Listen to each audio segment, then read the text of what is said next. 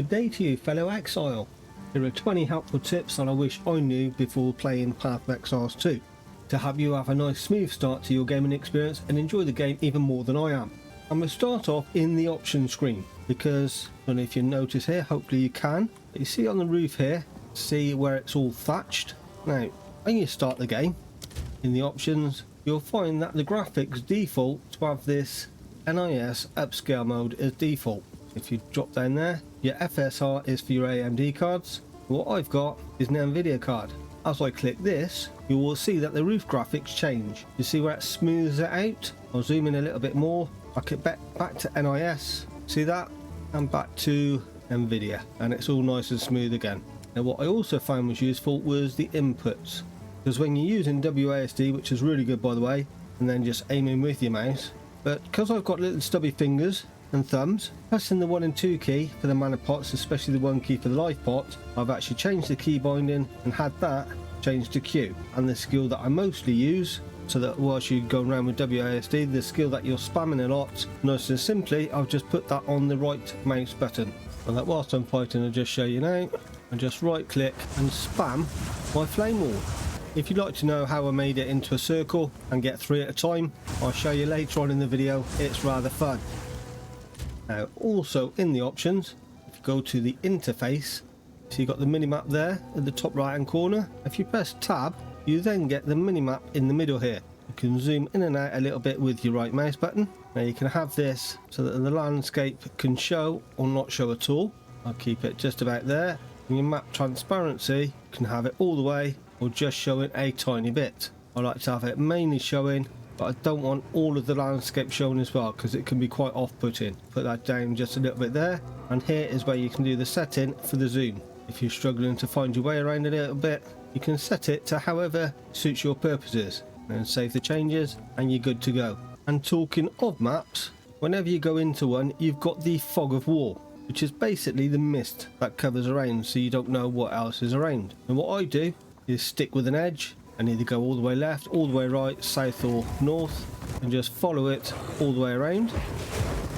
Because during your playthrough with the campaign maps, the majority of the time you'll find the doorways on the edges of the map. What I do is go all the way around, and every door I come to, just pop in there briefly, grab the waypoint, and then pop back out and continue to finish off the map. This way it's nice and efficient because you get to finish off the map, but you don't have to then come back at another point and go through all the fog of war and find the doorways again. Then you can just teleport to the next area, which is more than likely where the quest giver will send you the next time you pop into town and hand in the quest that you're actually on. Whenever you've got some loot, you can always portal back to town and then come back to wherever you are. And there's 2 very important pieces of armour that you want to look for whenever they are on the floor.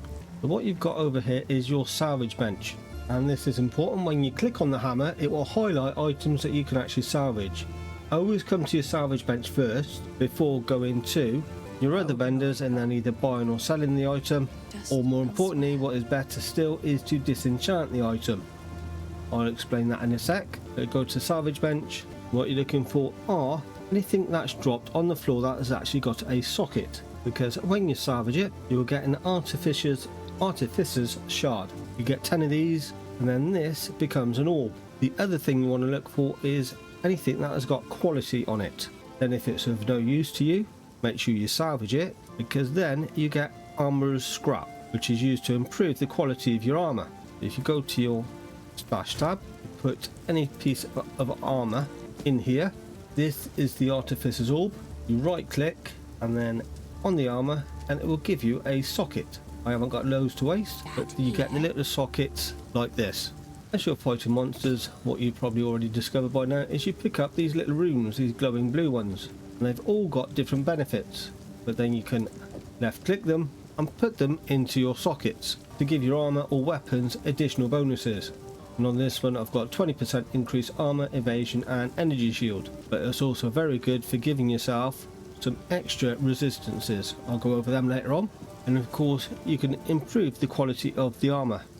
With the armor scrap, you right click and that is quality +8. Now +10, as you see the energy shield has gone up to 179. I'll do one more. Take a note at the energy shield 179. and then plus 12, plus 18, plus 45 to spirit. You increase the quality. It doesn't increase the stats there, but it does increase your energy shield up to 182. After you've been out exploring, you'll probably end up killing a load of monsters, and then you end up with your items, and they are unidentified. Well, at the start of the campaign, you will have to use the Scroll of Wisdom, where you just right click and click on one to identify it to see if it's any good for you. But to save wasting these later on, when after the end of Act 1 and you've got the hooded one, from then on you can just click this guy and identify your items. Save having to worry about carrying around the Scrolls of Wisdom or wasting them, and then you can just use a couple if your inventory is getting a bit full and you don't want to come back to town yet. Just identify them, chuck them on the floor if they're no good and you can't salvage them for anything useful, and then identify the rest when you're back in town at the hooded one. Currently there's 4 different armor gradings that I know of, and they are the white ones which are classed as normal, then the blue ones which are classed as magic, and then the yellow ones that are classed as the rare, and the orange ones which are the uniques.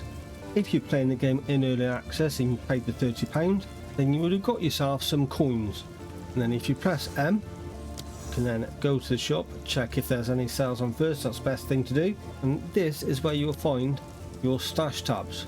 The 2 most important ones that I would recommend that I'm using so far is a currency stash tab and a gem stash tab. The currency one then allows you to drop any of your armor into here and then do any of the upgrades by using these items directly onto your armor piece or weapon. And the gem tab lists all your gems nice and easy in level order, and then you can also use this as a filter to see what ones are skill gems, support gems, persistent buffs, and the uncut ones. Then when you start another character, it's easy enough just to see what level gems you've got here to help with your other characters. Give them a bit of a boost at the beginning, or when they've reached the level to be able to use the gem, of course. And when you want to disenchant the items, you can go to Una, and then you just control and left click, and here you get your transmutation shards. When you've got 10 of them, you get an orb, and the orbs I shall explain now. Going into the currency tab, what you can also upgrade, which I was daft and I didn't think of it before, but is also your life and mana flasks. You pick up any of the white ones that drop on the floor and then go and see how you can upgrade it. It starts off, you go with the orb of transmutation, which turns it from a white item to a blue one with 1 modifier. Then the orb of augmentation, which gives it another random modifier, but then you can't go re-glob. With these pots you can only actually upgrade them twice. You got orb of transmutation, and that's got 48% increased amount recovered. But what I would recommend, and what I've gone for on the life flask I've got here, is I've got 20% recovery applied instantly, so you don't have to wait for it to regen, can save your life. And also some of the fights, especially if your DPS isn't really high, the boss fights, I'm sure you're aware, or you will become aware when you come to them, can last quite a long time. If you end up just using all of the charges on your life or mana flasks, and there's no monsters to help refill those charges, you can end up with being completely out of your life flask on a long boss fight. That's why it's better to go for the gains per second. I've got a 0.20, which doesn't sound like a lot, but during the course of a long fight it will give you a couple of extra heals that can help get you out of the shit. If you're doing any trading and you want to split items for other players or your friends, and all you need to do is shift click them, and then you get a little slider to how many you want, enabling you to split down the stacks. You can just left click, drag and restack them again.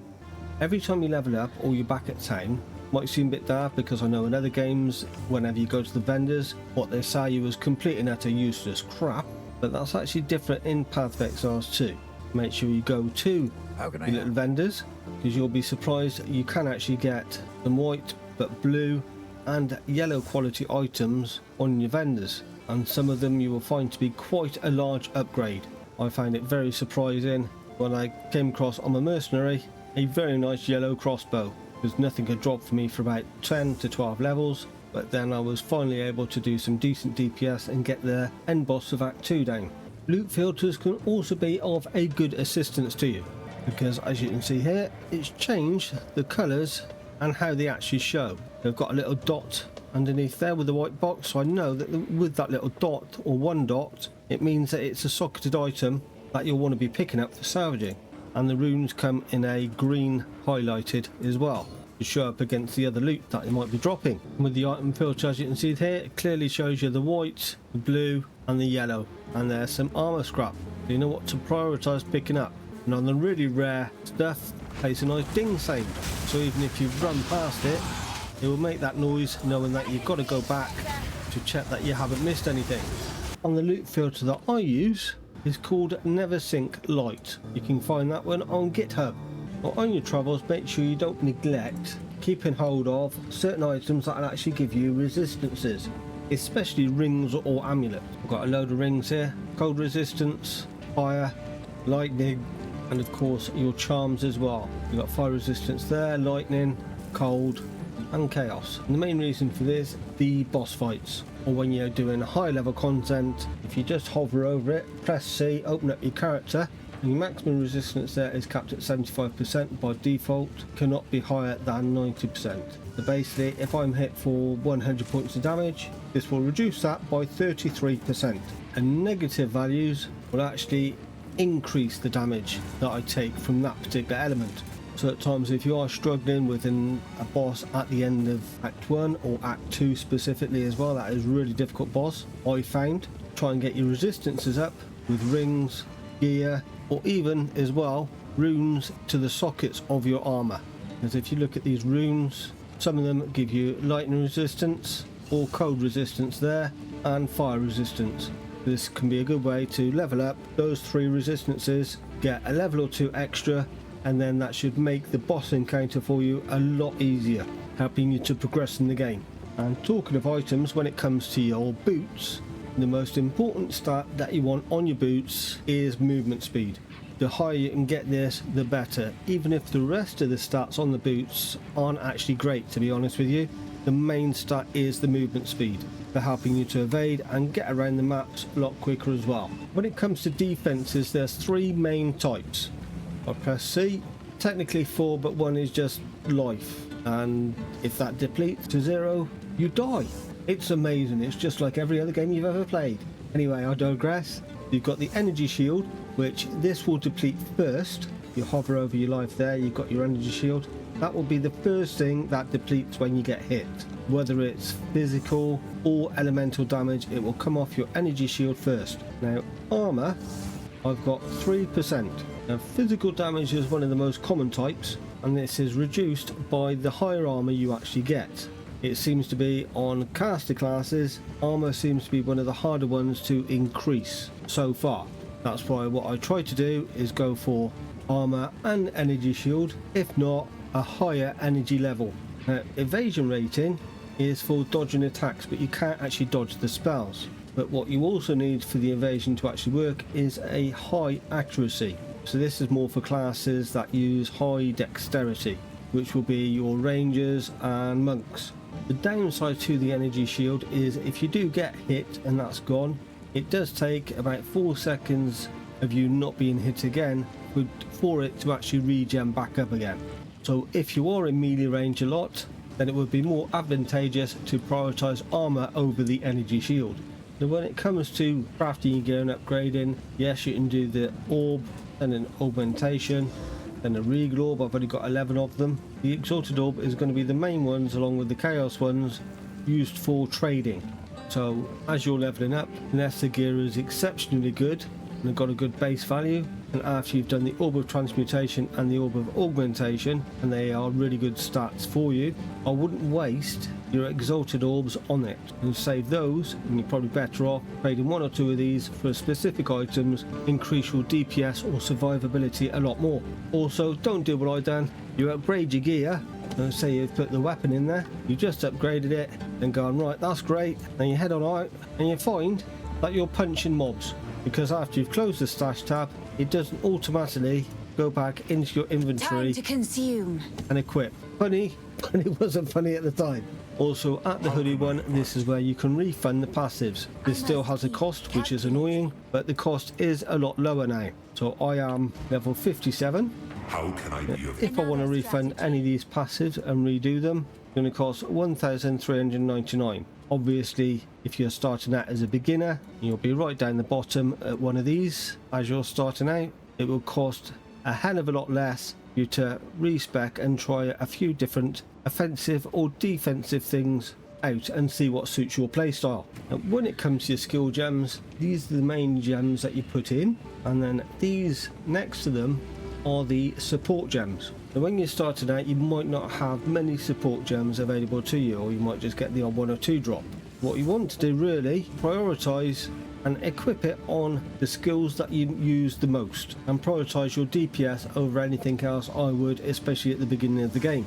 And if you hover over them, you'll see down on the list there you've got the red X's and just a couple of green ticks, and when you left click it to slot it, only the circles that are highlighted is where it would actually equip and be of benefit to that skill. If you go to do it on anything else, it would go, this support can't be socketed into this skill. So that's how you can make sure that you're socketing your gems into the support ones that you want. Or you can hover over several of them and see what one will give you the most benefit and socket it in. Some of them, even though they will be of benefit, some of them would actually lower the DPS of the actual skill. Now on Flame Wall, in particular for me, I don't care what the DPS is, it's more of a support skill. But if I pop this in, you'll see that the DPS is 257, and as I pop this one in, it now, the supported skills deal 30% less damage. So if this is your main source of DPS, do look out when you're slotting in support gems that they don't lower your DPS too much, and that what they actually do give you does support and help that a lot more. Like other ARPGs and this game as well, people will play different characters. The majority of the time you're better off playing with the one class, getting that one up to a high level, and then if you want to try other classes in the future, what you've gathered up, like your extra gems, your extra currency, and some gear drops that you might want to keep for other classes in the future that might come in handy, and give yourself a boost and a much easier time on any future classes that you wish to play. Now, going by my own experience and watching a popular streamer, Asmongold, I ended up doing a similar thing. I was playing Path of Exile 2, I got to the start of Act 3, and to be honest, the game was getting harder and harder and very frustrating for the class that I was playing that didn't actually suit me. It could just be my playstyle, but the Mercenary, I ended up giving up on it completely and changing to a witch. I haven't looked back since, and I'm having way more fun in the game. Please don't be afraid after you've tried the first act or the first two acts. If you're not enjoying the game and finding it increasingly difficult to progress or get anywhere, just try another class, and then when you get one that you do like, invest some more time in that, get it up to high level, and you might want to then play the class you didn't like to start with and boost it up with other weapons or skill gems, or try a completely different playstyle altogether. Now, as promised, what I was going to show you as well is how to get the Flame Wall 3 rings. I'll open up the skill thing. Now, on the Flame Wall, the first support gem you'll want is the Fortress. This one means it deals 50% less damage, but it doesn't matter because, like I said, it's a support item. But the walls for the supportive skills are then created in a circle instead. So instead of it being in a line like so, it becomes a circle. And to get the additional circles, what you're after is Spell Cascade, because without it you'll just do the one circle, and with it on a different axis each time, it puts one either side of the target. And when you're doing your gems, got your Uncut skill gem there, when you right click to actually create one, got little tabs here so you can do elemental, flail, axe, mace, sword, which is coming soon of course for your different classes. But down here you can also click all gems. I wouldn't advise this when you're just starting out in the game until you get to know what works with what, but this goes to show you that there's an awful lot more gems that can be unlocked and possibly used within your build. If you'd like to see me learn by some trial and error and having a laugh, or getting frustrated at the amount of deaths that I can have, then why not check out the live stream, 1:30 in the UK time at the weekends, or 8:30 AM EST for the US. Please do remember to drop a like if you find the video useful. It does help me out and is a small way of saying thank you. Thanks for watching the video, I'll see you soon and take it easy.